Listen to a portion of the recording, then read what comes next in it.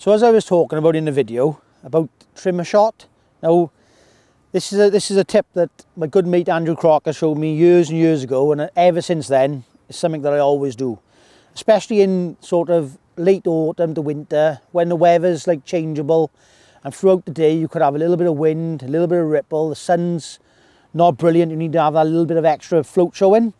So a lot of people have their trimmer shot below the float.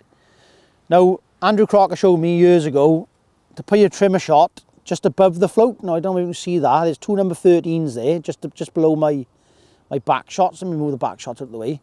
So there's two number 13s there. Now if I push those two number 13s right down onto the eye of the float, that will dot my float down to a little pimple.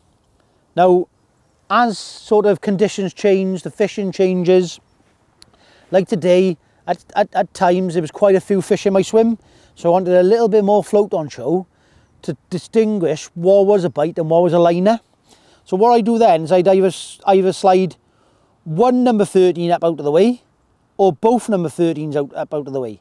Now what that would do was just, instead of it being a pimple, there'd be a little bit more float showing, and if I slide two of the number 13s out the way, there's a lot of float on the show. Now that's a brilliant sort of tip, especially sort of late autumn to winter, when sort of the light changes, the weather's changeable, and you can do that within a second and alter the way your float's sitting. That's a great tip for this time of year, just to make sure you're keeping in touch with all the fish, with any your weather condition, the light change, or even if there's a lot more fish in your swim.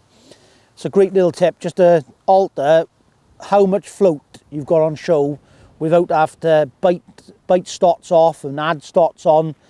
It's just simple, just sliding them up and down. It's a brilliant little tip, that is.